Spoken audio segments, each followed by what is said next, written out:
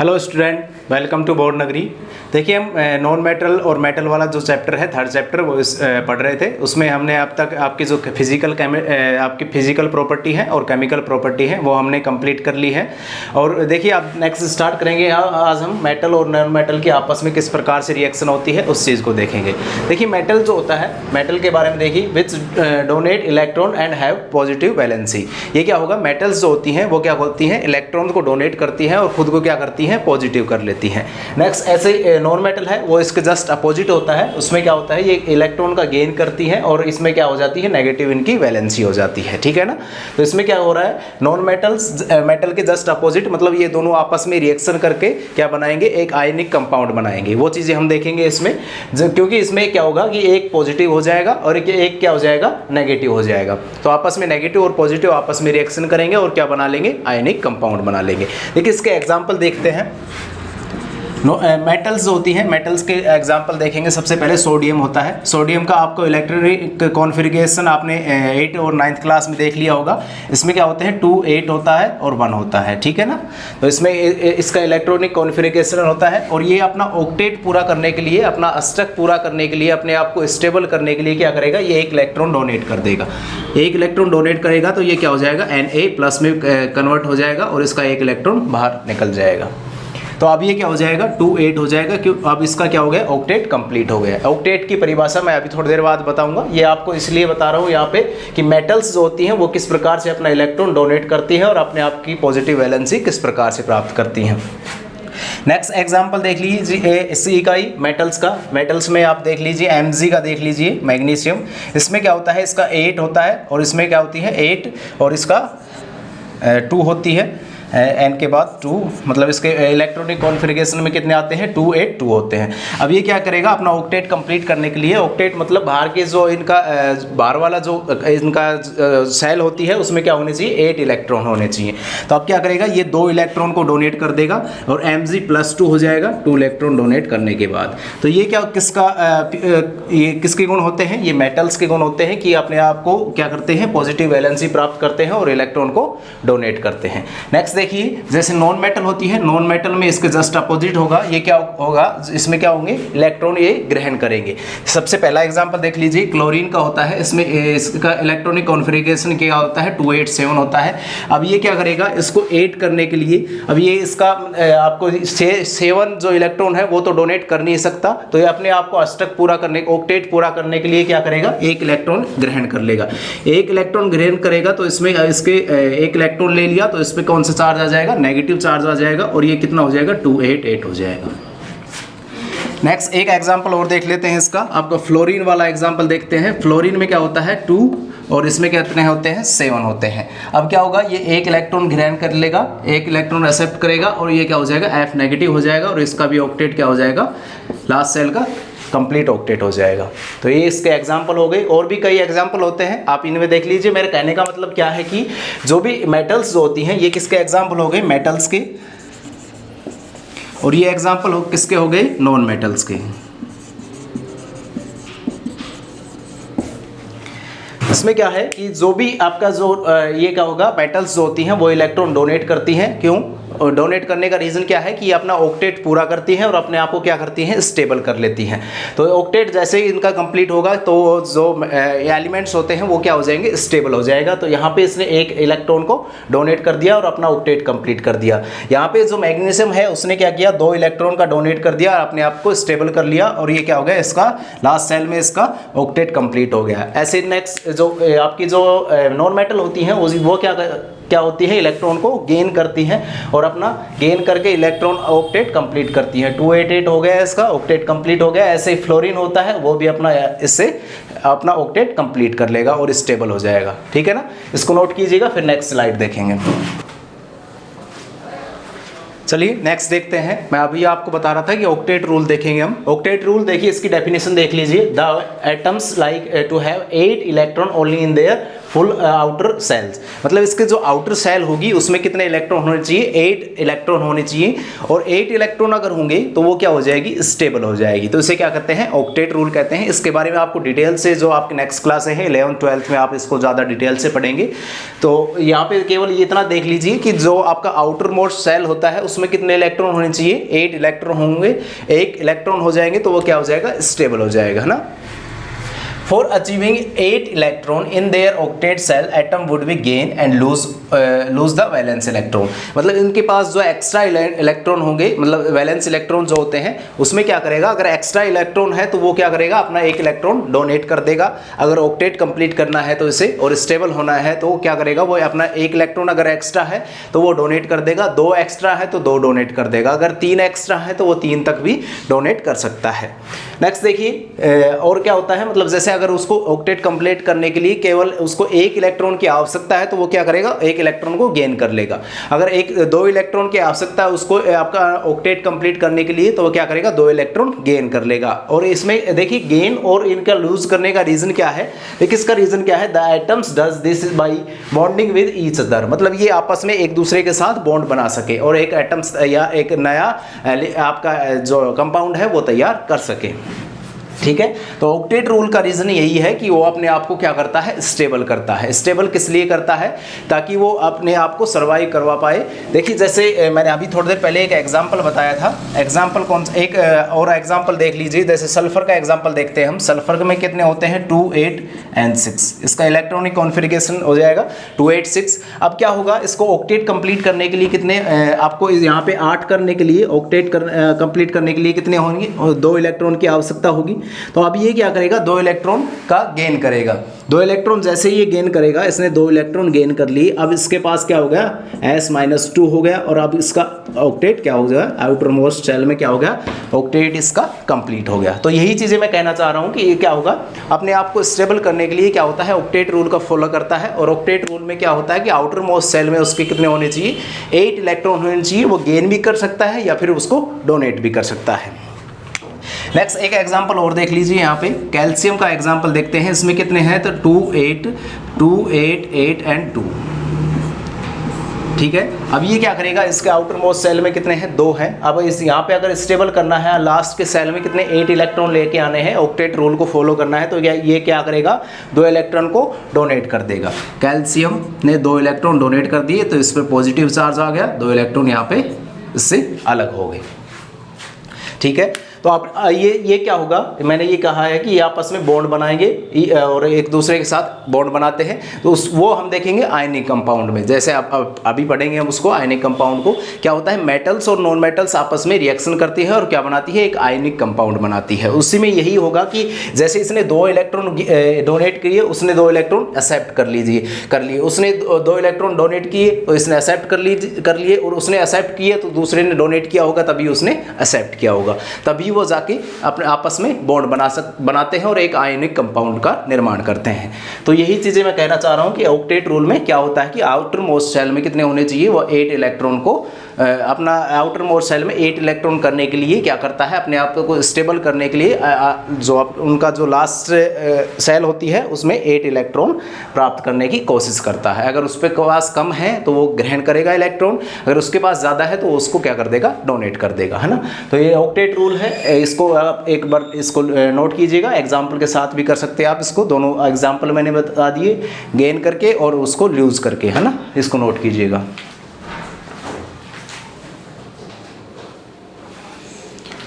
देखिए नेक्स्ट इनके कुछ आपको इलेक्ट्रॉनिक कॉन्फ़िगरेशन आपको एक टेबल के साथ बना के दे रखे हैं, उसमें आप देख सकते हैं मेटल्स के दे रखे हैं। और जो भी ये आपका जो मेटल्स हैं, नॉन मेटल हैं, वो क्या होती है, नोबल गैस, जो उनके नोबल गैस के जो इलेक्ट्रॉन कॉन्फ़िगरेशन है उनको प्राप्त करने के लिए क्या होते हैं, कोशिश करते हैं, या तो डोनेट करते हैं इलेक्ट्रॉन को या गेन करते हैं। या हम कह सकते हैं ऑक्टेट रूल को फॉलो करने के लिए वो क्या करते हैं, अपने इलेक्ट्रॉन को डोनेट करते हैं या फिर गेन करते हैं। तो हमें यहाँ पे क्या देखना है, हमें यहाँ पे इलेक्ट्रॉनिक कॉन्फ़िगरेशन बता हूँ मैं, कुछ इलेक्ट्रॉन आपके जो एलिमेंट्स हैं उनके, बाकी अभी थोड़ी देर पहले मैंने एग्जांपल के साथ तो बता ही दिया, लेकिन यहाँ पे मैं एक चीज़ और बताना चाहूँगा। वो क्या है, आप लुईस डॉट स्ट्रक्चर होती है उसके बारे में थोड़ा सा बताऊँगा। देखिए उसमें क्या होता है, एटम्स के पास जितने एक्स्ट्रा इलेक्ट्रॉन होते हैं वो उसमें क्या मतलब सेल के अलावा, मतलब कंप्लीट सेल हो गई, उसके अलावा उसके पास कितने इलेक्ट्रॉन हैं वो उसको किसके द्वारा दर्शाया जाता है, लुईस डॉट स्ट्रक्चर होती है उसके द्वारा उसको आप दर्शाते हैं। तो यहाँ पे देखिए इलेक्ट्रॉनिक कॉन्फ़िगरेशन जो सोडियम होती है उसका इलेक्ट्रॉनिक कॉन्फ़िगरेशन कितना होता है आपको पता होगा, मैंने अभी जस्ट थोड़ी देर पहले बताया था, 2, 281 होता है। अब देखिए लुईस डॉट स्ट्रक्चर के थ्रू इसको कैसे दर्शाएंगे कि इसके आउटर सेल में कितने इलेक्ट्रॉन है। आउटर जो सेल है यहाँ पे ये आपका जो फर्स्ट सेल है वो कंप्लीट हो गया, उसमें 2 इलेक्ट्रॉन आते हैं, नेक्स्ट में 8 आते हैं, उससे नेक्स्ट वाले में 8 आते हैं। तो ये क्या हो गया, ये 2 कंप्लीट सेल है। नेक्स्ट आपके जो आउटर मोस्ट सेल है उसमें कितना इलेक्ट्रॉन है, 1 इलेक्ट्रॉन है। तो उसको डॉट से दर्शा देते हैं, ठीक है। ये डॉट आप कहीं पे भी लगा सकते हैं, तो आपने यहाँ पे मतलब कहीं पे भी लगा दिया। तो ये क्या हो गया, आप लुईस डॉट स्ट्रक्चर के थ्रू आप जो उसके आउटर मोस्ट सेल में कितने इलेक्ट्रॉन है उसको आप दर्शाते हैं। नेक्स्ट तो सल्फर होता है। सल्फर का इलेक्ट्रॉनिक कॉन्फ़िगरेशन मैंने आपको अभी थोड़ी देर पहले ही बताया था, 286 होता है। अब देखिए इसके आउटर मोस्ट सेल में कितने इलेक्ट्रॉन है, 6 है, तो आपको 6 डॉट इसमें रिप्रेजेंट करने हैं। सल्फर हो गया 1 2 3 4 5 एंड 6। तो इसके 6 डॉट के द्वारा आप इसको दर्शाते हैं।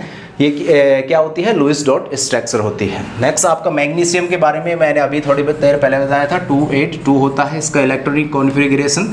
और इसको दर्शाएंगे कैसे, इसके लास्ट आउटर मोस्ट सेल में कितने इलेक्ट्रॉन हो गए, 2 हैं, तो आपको 2 डॉट से आप इसको दर्शाते हैं। नेक्स्ट आपका फ्लोरीन है। फ्लोरीन का भी मैंने अभी जस्ट बताया था आपको, 27 होता है। कितना, 27 होता है। अब आपको कैसे दर्शाना है, इसके आउटर मोस्ट सेल में कितने इलेक्ट्रॉन है, 7 है, तो आपको कैसे दर्शाना है, 1 2 3 4 5 6 एंड 7 डॉट आप इसके चारों तरफ लगा देंगे, है ना। नेक्स्ट आप ये आप दोनों को आपको खुद को करना है, इनके इलेक्ट्रॉनिक कॉन्फ़िगरेशन आपको खुद बताने हैं और इनका जो लुईस डॉट स्ट्रक्चर है वो आपको खुद करना है ना। ये आपके लिए होमवर्क है, इसको आप नोट कीजिएगा और ये जो होमवर्क है आपको इसको कंप्लीट करना है, इसको नोट कीजिएगा पहले।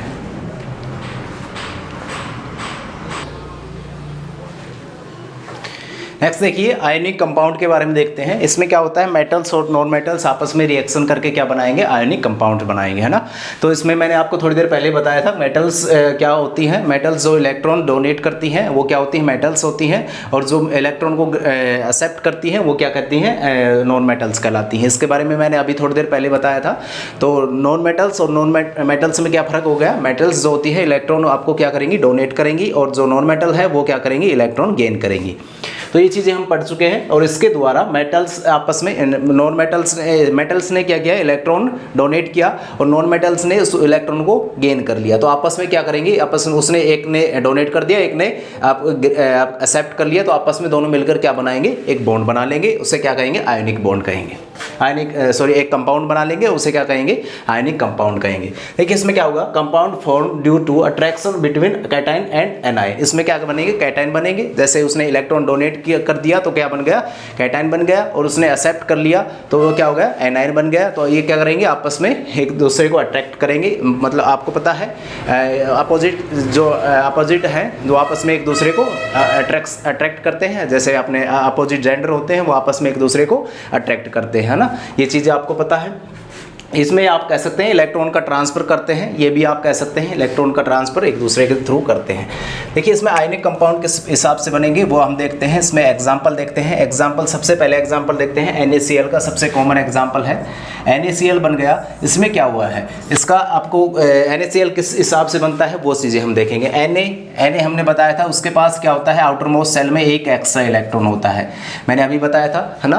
तो इसमें एक एक्स्ट्रा इलेक्ट्रॉन होगा। नेक्स्ट Cl क्या होता है, Cl के पास कितने इलेक्ट्रॉन होते हैं, 7 इलेक्ट्रॉन होते हैं, ठीक है। अब क्या करेगा, इसने क्या किया, अपना इलेक्ट्रॉन इसको दे दिया और इसने क्या कर लिया, एक इलेक्ट्रॉन एक्सेप्ट कर लिया। तो इसके पास अब कितने हो गए, 8 इलेक्ट्रॉन हो गए, और आपस में दोनों स्टेबल हो गए। एक ने डोनेट कर दिया, एक ने एक्सेप्ट कर दिया, तो अब ये क्या हो गए, स्टेबल हो गए। तो यहाँ पे बन क्या गया, Na+ हो गया, और क्या हो गया, +Cl-, और आपस में एक दूसरे को अट्रैक्ट करके अब क्या बना लेंगे, NaCl बना लेंगे, है ना। इतनी सी कहानी है आयनिक कंपाउंड बनने की। इसने क्या किया, जैसे अभी मैंने बताया था, मेटल्स क्या होंगी, इलेक्ट्रॉन डोनेट करेंगी, और जो आपके जो नॉन मेटल है वो क्या करेंगी, इलेक्ट्रॉन को गेन करेंगी। तो इसने गेन कर लिया, इसने डोनेट कर दिया अपना एक एक्स्ट्रा इलेक्ट्रॉन, इसके पास एक इलेक्ट्रॉन की कमी थी, इसने एक्सेप्ट कर लिया, आपस में मिलकर इसने Na+ हो गया, इसका Cl- हो गया, आपस में एक दूसरे को अट्रैक्ट कर एक कंपाउंड बना लिया। इसे क्या कहेंगे, आयनिक कंपाउंड कहेंगे। नेक्स्ट एग्जाम्पल और देख लीजिए। देखिए यहाँ पे जो आपको कैटाइन है वो एक से ज़्यादा भी हो सकते हैं, और आपके जो एनाइन है वो भी एक से ज़्यादा हो सकते हैं। उसके एग्जाम्पल में मैं बता देता हूँ आपको, कन्फ्यूज़न ना हो इसलिए। MgCl2 का आपने सुना होगा। MgCl2 किस हिसाब से बनता है, Mg, ठीक है, Mg के पास 2 एक्स्ट्रा इलेक्ट्रॉन है, आपको पता है। अगर ऑक्टेट कंप्लीट करना है तो इसको क्या करना पड़ेगा, 2 इलेक्ट्रॉन को डोनेट करना पड़ेगा। अब यहाँ पे क्या है, Cl है, मान लीजिए MgCl बनाना है तो इसके पास क्या है, Cl है। इनके पास कितने इलेक्ट्रॉन है, पहले वैसे देख लीजिए, इसके पास कितने इलेक्ट्रॉन है, 7 इलेक्ट्रॉन है ना। तो ये क्या होगा, अपना ऑक्टेट कंप्लीट कर लेगा। इसने 1 इलेक्ट्रॉन इसको दे दिया, इसने अपना ऑक्टेट कंप्लीट कर लिया। अब ये दूसरा जो इसके पास एक्स्ट्रा इलेक्ट्रॉन है वो भी तो कुछ करेगा ना, उसके पास अभी तो 2 इलेक्ट्रॉन है, 2 इलेक्ट्रॉन है तो 2 इलेक्ट्रॉन दोनों को क्या करेगा, डोनेट करेगा, तभी वो क्या हो जाएगा, स्टेबल होगा। अब क्या होगा, इसके पास दूसरा क्लोरीन आएगा तो क्लोरीन को, दूसरे क्लोरीन को अब ये एक जो उसके पास एक्स्ट्रा इलेक्ट्रॉन है वो दूसरे क्लोरीन को दे देगा। दोनों का काम हो गया, दोनों आपने आपस में रिएक्शन कर ली। यहाँ पे Mg कितना आया, 1 Mg आपने यूज किया, Mg+2 हो गया। और यहाँ पे क्लोरीन कितना आया, 2 क्लोरीन यहाँ पे यूज हुए। तो अब ये क्या बन गया, MgCl2 बन गया। ठीक है, इसकी कहानी ये है, मैंने अभी जस्ट बताया था थोड़ी देर पहले कि आपका देखिए यहाँ पे 2 इलेक्ट्रॉन एक्स्ट्रा हो गए इनके पास, तो 2 वो क्या करेगा, ये दोनों को डोनेट कर देगा। दोनों, अगर एक आपके क्लोरीन के पास एक एक्स्ट्रा जगह है, वो केवल 1 ही इलेक्ट्रॉन को ले सकता है, तो क्या करेगा, दूसरा क्लोरीन आएगा, वो इसकी दूसरी आपका दूसरा जो इलेक्ट्रॉन है उसको एक्सेप्ट कर लेगा और क्या बना लेगा, MgCl2 बना लेगा। नेक्स्ट आप इसमें यहाँ पे भी इसके जस्ट अपोजिट भी हो सकता है कि यहाँ पे आपके पास 2 आपके कैटायन हो और 1 एनायन हो, तो वो भी आपस में रिएक्शन कर बना सकते हैं। जैसे आपको कोई एग्जांपल सोच लीजिए, जैसे Na2O होता है, Na2O होता है, उसका एग्जांपल आप देख लीजिएगा। Na2O होता है, इसमें क्या होगा, Na2O बनेगा, इसमें क्या होगा, Na हो गया, इसके पास 1 इलेक्ट्रॉन है, ऑक्सीजन के पास 6 इलेक्ट्रॉन होते हैं।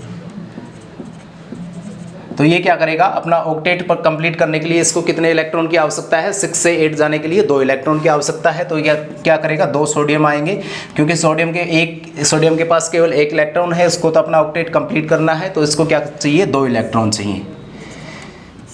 तो 2 सोडियम इसके साथ रिएक्शन करेंगे तो क्या बनेगा, Na+ 2 सोडियम के साथ और O-2। ठीक है, 2 इलेक्ट्रॉन इसने एक्सेप्ट कर लिए तो क्या बन गया, Na2O बन गया। इसी प्रकार से ये जो आयनिक कंपाउंड का फॉर्मेशन होता है, मेटल्स और नॉन मेटल्स आपस में रिएक्शन करते हैं और आयनिक कंपाउंड को फॉर्म करते हैं। एनायन कैटायन आपस में एक दूसरे को अट्रैक्ट करते हैं, इलेक्ट्रॉन का ट्रांसफर होता है एक से दूसरे की तरफ, तब जाके क्या बनते हैं, आयनिक कंपाउंड बनते हैं। इसलिए क्या कहते हैं, इसको आयोनिक कहते हैं, है ना। इलेक्ट्रॉन का ट्रांसफर हो रहा है, इसे क्या कहते हैं, आयोनिक कहते हैं। और एनायन कैटायन बन रहे हैं, इसलिए भी इसको आयोनिक कहा जाता है ना।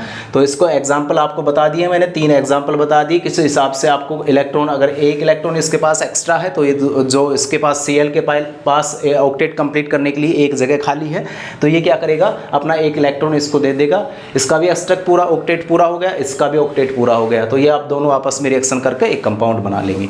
ऐसे ही MgCl है, ऐसे ही Na2 है, आप इसको नोट कीजिएगा। आयनिक कंपाउंड का ये स्लाइड है जिसको नोट कीजिएगा, फिर हम नेक्स्ट स्लाइड देखेंगे।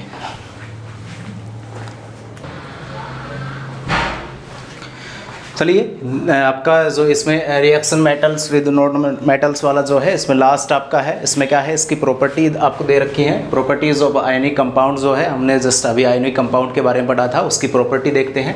देखिए, सबसे पहले क्या है, फिजिकल नेचर। इनका फिजिकल नेचर क्या होता है, सॉलिड एंड हार्ड होते हैं। कैसे, आपने नमक देखा होगा, नमक का वो मोटा वाला नमक की आप ये भी देख सकते हैं। पहले आपने देखा होगा मोटे मोटे डली जैसे आकार के क्या होते थे, नमक आता था, तो उसको आप क्या होता है, वो सॉलिड होता है, आपको पता है कितना हार्ड होता है ये भी। तो इसका नेचर कैसे हो गया, सॉलिड एंड हार्ड हो गया।